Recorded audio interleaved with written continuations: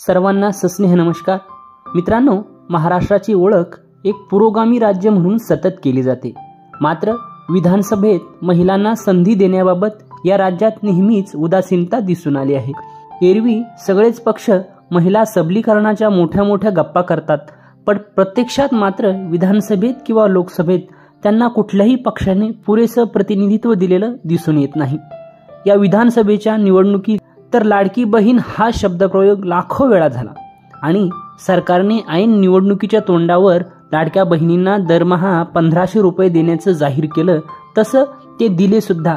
वर निवडणुकीनंतर ते 2100 रुपये करण्याचं आश्वासनही दिले।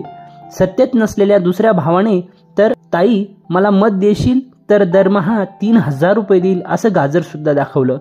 पण यातल्या कोणत्याही भावाला होऊ घातलेल्या विधानसभा निवडणुकीत आपल्या लाडक्या बहिणीला आपल्या बरोबरीने सत्तेत वाटा द्यावा असं मात्र वाटलं नाही।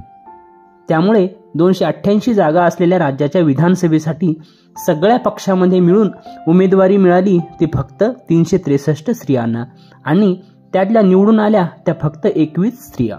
म्हणजेच विधानसभा सदस्य संख्येच्या 10% सुद्धा महिला आमदार नाहीत। या व्हिडिओच्या माध्यमातून आपण आतापर्यंतच्या महाराष्ट्राच्या विधानसभेमध्ये महिलांची संख्या कशी राहिली आहे ते सखोल जाणून घेऊया। महाराष्ट्र विधानसभेच्या आतापर्यंतच्या 60-70 वर्षाच्या प्रदीर्घ काळात विधानसभेत केवळ 461 महिलाच आतापर्यंत पोहोचू शकल्या आहेत। जवळपास निम्मी लोकसंख्या असलेल्या महिलांची विधानसभेतील ही आकडेवारी निश्चितच समाधानकारक नाही। महाराष्ट्राच्या स्थापनेनंतर पहिल्या विधानसभेच्या 1962 ते 67 या काळात सभागृहात संधी मिळालेल्या एकूण महिला आमदारांची संख्या 17 इतकी होती। तिसऱ्या विधानसभेत म्हणजेच 1972 ते 77 या काळात मात्र 28 महिला आमदार म्हणून निवडून आल्या होत्या। ती संख्या त्यानंतर कधीच गाठता आलेली नाहीये। 1990-95 या विधानसभेत तर सर्वात कमी म्हणजे फक्त 6 महिला या आमदार होत्या। महाराष्ट्राच्या पहिल्या विधानसभेपासून ते आतापर्यंतच्या विधानसभेत महिला आमदाराची संख्या आपण क्रमाने बघूया। 1962 ते 67 या पहिल्या विधानसभेत एकूण 17 महिला आमदार म्हणून निवडून आल्या होत्या। 67 ते 72 या दुसऱ्या विधानसभेत एकूण 12 महिला आमदार होत्या। 1972 ते 78 या तिसऱ्या विधानसभेत एकूण 28 महिला। 1978 ते 80 या चौथ्या विधानसभेत एकूण 8 महिला आमदार म्हणून निवडून आल्या होत्या। 1980 ते 85 या पाचव्या विधानसभेत 20। 1985 ते 90 या 6व्या विधानसभेत 16। 1990 ते 95 या 7व्या विधानसभेत 6। 1995 ते 99 या 8व्या विधानसभेत 14। 1999 ते 2004 या 9व्या विधानसभेत 13। 2004 ते 2009 या 10व्या विधानसभेत 12।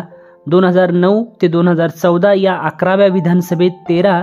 2014 ते 2019 या 12व्या विधानसभेत 22 आणि मागच्या विधानसभेत म्हणजे 2019 ते 24 या कार्यकाळात 13व्या विधानसभेत 27 महिला या आमदार म्हणून निवडून आल्या होत्या।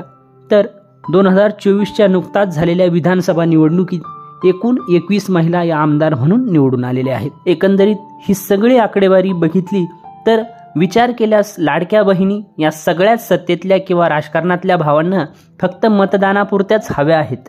त्यांना आपल्या बरोबरीने विधिमंडळात बसावं असं सत्तेतल्या किंवा विरोधातल्या कुठल्याच भाऊरायाला वाटत नाही आणि त्यासाठी आवश्यक गोष्टी सुद्धा ते करत नाहीत। चला तर पुन्हा भेटूया अशाच महत्त्वाच्या विषयासह। तोपर्यंत नमस्कार।